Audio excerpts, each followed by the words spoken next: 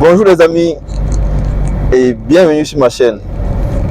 Aujourd'hui, je voudrais t'entretenir sur l'argent. Je voudrais qu'on parle un peu d'argent aujourd'hui. Mais pas d'argent en cash, mais de l'esprit qui nous permet de faire beaucoup d'argent. Parce que c'est avec l'argent qu'on développe un pays, c'est avec l'argent qu'on développe le continent, c'est avec l'argent qu'on développe le monde entier. Aujourd'hui, je vais t'expliquer pourquoi est-ce que le meilleur investissement des pauvres. Et ici, entendez par pauvre, pas celui qui manque de l'argent, pas celui qui manque le moyen pécunier, dans le cash. Mais ici, entendez par pauvre, celui qui n'a pas une certaine prédisposition financière, celui qui n'a pas une certaine intelligence financière, les amis.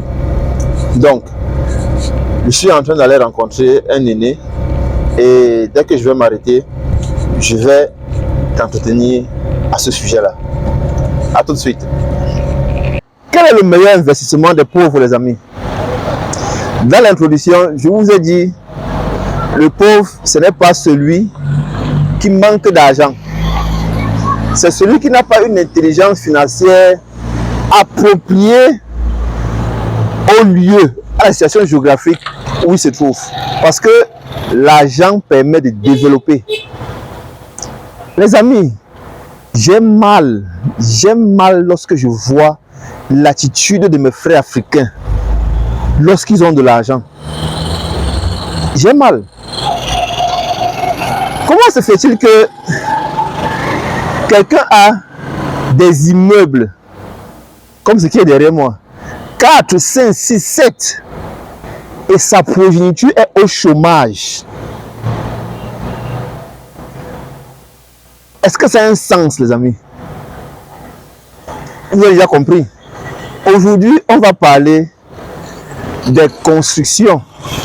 Parce qu'il s'avère que l'investissement de ceux qui ne veulent pas utiliser leurs neurones, autant pour moi, qui ne veulent pas exploiter le potentiel que Dieu a mis en eux, c'est de construire la maison. C'est de construire la maison. Regardez un peu, les amis. Lorsque tu as construit une maison, je ne suis pas complètement contre, mais écoute un peu mon raisonnement. Écoute un peu mon raisonnement. Je vais te donner un exemple d'un penseur africain qui vit encore. Mais avant de donner cet exemple, je vais d'abord te partager moi-même ma propre opinion. Regarde un peu. Lorsque tu as investi 200 millions, 150 millions pour construire un grand immeuble, combien de personnes tu emploies lorsque tu mets ça en location? Combien de personnes est-ce que tu emploies? Vous êtes d'accord avec moi? Vous investissez des centaines de millions, même des dizaines de millions, mais ça ne crée aucune valeur ajoutée au pays. Ça ne crée rien. Ça n'emploie personne, ça ne transforme rien. Il faut qu'on arrête un peu. Qu'est-ce qu'il y a à construire à tout moment? Quelqu'un a un peu d'argent, il a fait des économies, il a eu peut-être 5 millions, 20 millions, 30 millions, voire même 500 millions. La seule chose qui vient à l'esprit, c'est quoi? C'est de construire les buildings. Les buildings, ça ne crée aucune valeur ajoutée. Ça ne crée aucune valeur ajoutée, les amis. Je disais tantôt que il y a un penseur africain, en l'occurrence camerounais, je vais le nommer, Jean-Paul Pougala, dans sa formation d'élite qui s'appelle le Revindaf, réinventer le nouvel industriel africain. Je connais ça bien parce que moi-même, j'ai voulu me former là. Et cette année-là, c'était la première année, j'ai raté le bateau lorsque la formation était à 400 000 francs. Et l'année qui suivait, c'était à 1,5 million. Du coup, moi aussi, avec le temps, je n'ai pas pu me former, mais je suis entré en contact avec des Revindaf. Et il y a donc un Revindaf qui me dit, Constantin, tu sais qu'aujourd'hui, le père, c'est comme ça qu'on l'appelle, le père a institué que au courant de la formation, le déplacement pour la Chine est obligatoire. Et donc, nous sommes arrivés en Chine, dans une grande ville de la Chine, et j'ai oublié le nom. Et le père nous a dit de chercher, il nous donne 3 jours pour lui montrer un quartier d'habitation, les amis. C'est-à-dire, le prof nous a donné 3 jours dans cette ville-là. Parce que vous savez, la Chine est très grande, la Chine c'est carrément un continent. Il nous a donné 3 jours dans cette ville-là, de lui trouver autant pour moi, un quartier d'habitation. Et le monsieur dont je parle, qui s'appelle, comment il s'appelle, Christian, je pense, il m'a dit, ils ont fouillé, ils ont cherché pendant 3 jours, les amis, ils n'ont pas trouvé un seul quartier d'habitation. Ils n'ont pas pu trouver un quartier d'habitation parce qu'il n'y a que des usines. Il n'y a que des usines. C'est la transformation en chance.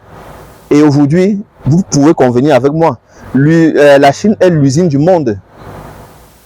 Mais comment est-ce qu'on peut être l'usine du monde sans créer des multimilliardaires? Ce n'est pas possible. Raison pour laquelle on a des gens comme Jack Ma qui sont classés au summum des hommes les plus riches du monde entier. Ils ont créé des usines gigantesques. Une entreprise qui emploie plus de 2 millions, 1 500 000 personnes, vous imaginez, ça va résorber tout le taux de chômage, les amis. Ça n'a pas de sens. Le taux de chômage augmente au pays, en Afrique. Mais on ne cesse de voir les immeubles qui poussent. C'est-à-dire que quoi? Il y a de l'argent, mais cet argent ne crée pas de valeur ajoutée. Les seules personnes qui bénéficient de cet argent-là, c'est celui qui vend le ciment. Et c'est normal. Regardez un peu, une petite ville comme Douala, au Cameroun, on a pratiquement 4 ou 5 entreprises qui produisent le ciment. Il y a Dangote, il y a le groupe Lafarge, bon, il y a le groupe Dangote, il y a Lafarge, il y a Ciment d'Afrique, il y a... en fait, il y a pratiquement 5. Parce qu'ils ont compris que les Africains, avec leur mentalité de peur, de vouloir la sécurité, dès qu'ils ont l'argent, au lieu de chercher à voir comment faire pour que cet argent crée une plus-value, en créant aussi de la richesse, non. Qu'est-ce qu'on fait? On prend l'argent et on l'immobilise comme ça. Les amis, surtout ceux de la diaspora, il faut arrêter ça. Il faut arrêter ça, les amis. Développons notre continent. Développons notre continent en créant de la valeur ajoutée. Il y a tellement d'espace. Quand on vous dit au Cameroun, une région comme l'Est du Cameroun, à lui seul fait la Belgique. Une région du pays fait toute la superficie de la Belgique et de quel pays encore réuni. Il y a de l'espace où on peut faire l'agriculture, où on peut transformer tout ce qu'on produit, les amis. Il y a de l'espace. Arrêtons de laisser la peur nous envahir et de continuer seulement à faire des buildings qui ne créent rien du tout. Rien du tout. Arrêtons ça. Arrêtons ça, les amis. Aujourd'hui, ce n'est pas un coup de gueule, mais c'est juste pour tirer la sonnette d'alarme. Parce que ceux qui construisent des maisons se disent qu'ils sont trop intelligents. Ils perçoivent les loyers. Ils se disent qu'ils sont trop intelligents. Mais lorsque tu dis à quelqu'un que les 100 millions là, que tu as construit avec, que tu vas avoir le retour sur investissement dans 10 ans, voire 15 ans, en une seule année, je te produis ces mêmes 100 millions là, avec un surplus de 50%. La personne ne croit pas. Et lorsque tu lui dis ça, il te dit que mais tu vas prendre trop de risques. C'est quoi le risque? Il y a des risques partout. C'est quoi le risque? Dans d'autres pays qui se développent avec les usines là, ils ne prennent pas de risques. Bon, les amis, on va couper la vidéo. J'ai déjà passé le message. Si tu as aimé la vidéo, abonne-toi, partage la vidéo et like la vidéo. Et j'allais oublier, le Forish Club, mon ami, va dans la barre de description et intègre le Forish. Il y a des opportunités à saisir. Il y a déjà des témoignages. Il y a des opportunités à saisir. Allez saisir ces opportunités-là.